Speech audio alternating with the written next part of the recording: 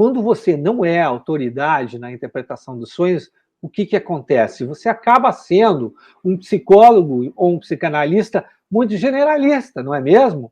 Porque você não vai trabalhar em nenhuma especificidade com seus pacientes. E isso é sentido por eles. Eles não vão sentir segurança no seu atendimento. Não vão sentir aquela confiança que você é a pessoa certa para resolver os problemas dele. Não vão perceber o trabalho nas profundezas da sua alma. Você não vai conseguir iluminar os pontos obscuros da mente do paciente que estão fazendo ele sofrer, ter problemas psicológicos profundos. Os pacientes não vão ser atraídos pelo seu serviço, não vão enxergar a possibilidade de insights transformadores e profundos com você, e vão procurar outro profissional que eles enxergam como especialista, que eles enxergam como alguém que domina o assunto. Porque, querendo ou não, esses pacientes que eu estou comentando com você, eles procuram especialistas. Quando você vai num mecânico, por exemplo, você quer um mecânico que faça tudo ou você quer aquele que saiba mais mexer com o motor, mais mexer com a suspensão, mais mexer com os pneus? Ou você vai naquele que mexe com o pneu, com a suspensão, com o motor, com o chassi, com tudo? Você vai querer aquele mais especialista, aquele que sabe mais resolver o problema. A mesma coisa para alguém que vai trabalhar na sua casa, que vai resolver um problema que você tenha. Com o nosso serviço é idêntico. Os pacientes querem que alguém que resolva seu problema. Se eles estão sofrendo, se eles estão sentindo que a vida deles está suspensa, que eles estão precisando resolver traumas que estão impedindo eles de seguir adiante, quem que você acha que ele vai procurar? Aquele que ele enxerga como especialista ou aquele que ele enxerga que atende de tudo um pouco? Criança, adolescente, adulto, terceira idade, grupos, família, sem especificidade, sem especialidade nenhuma. Não preciso nem esperar que você responda. Você já sabe essa resposta, não é mesmo?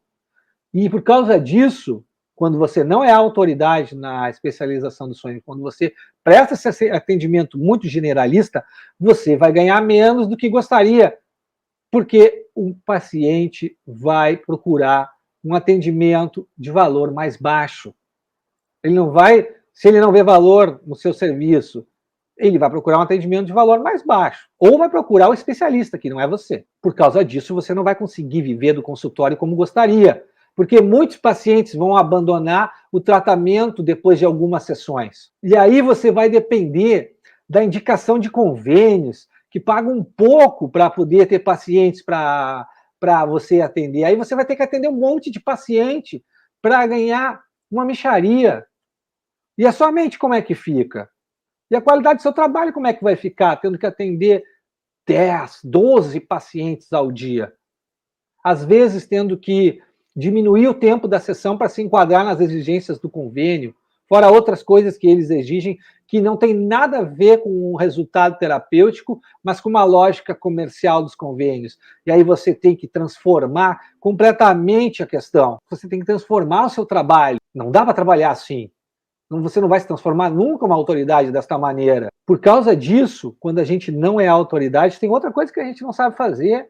A gente não sabe captar pacientes que paguem o valor justo pelo atendimento. Aí você vai ficar preso a essas formas alternativas de arranjar paciente, e aí você não cresce na sua carreira, a sua carreira não decola. Eu sei que existe muita confusão na cabeça de psicólogos e psicanalíticos sobre essa questão da autoridade na psicoterapia, na psicanálise e na interpretação dos sonhos. Porque os colegas acham que os pacientes não sonham ou não lembram dos sonhos. Isso não é verdade. Quando o paciente diz que não lembra do sonho, é porque ele está se defendendo do conteúdo que o sonho está trazendo para ele. Ele não lembra porque ele não quer lembrar inconscientemente. Freud já dizia isso em 1899. Desde 1899 a gente tem esse conhecimento, que os pacientes não lembram dos sonhos porque inconscientemente não querem lembrar, porque se defendem no conteúdo que os sonhos podem trazer à superfície, porque nem todo conteúdo que o sonho traz à superfície é agradável. Na maior parte das vezes ele pode ser desagradável, inclusive. Enquanto os pacientes trazem os sonhos para sessões, muitos dos colegas não trabalham com os mesmos porque não sabem como fazer isso. Ficam perdidos sobre o assunto. E o paciente percebe. E o paciente se aborrece. O paciente não sente firmeza do terapeuta nessa hora. É ou não é? Conta aí para mim. Se é ou não é, se você já teve alguma experiência desse tipo, porque eu quero saber.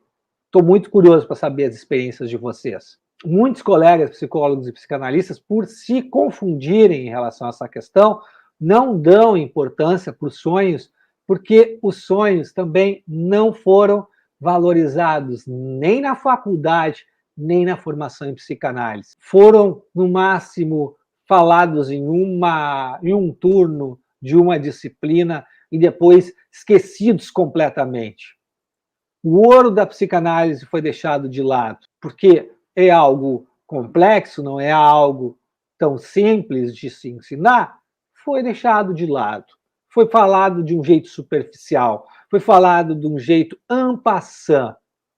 Agora, como é que a gente pode ser autoridade em algo, trabalhar realmente com uma escuta do inconsciente, driblar as defesas do paciente, se a gente deixa o ouro da psicanálise de lado? Como é que a gente vai conseguir ter resultados que a gente quer? Ter, assim, a satisfação pelo nosso trabalho que a gente quer, se a gente deixa a fonte mais rica de resultados do tratamento de lado?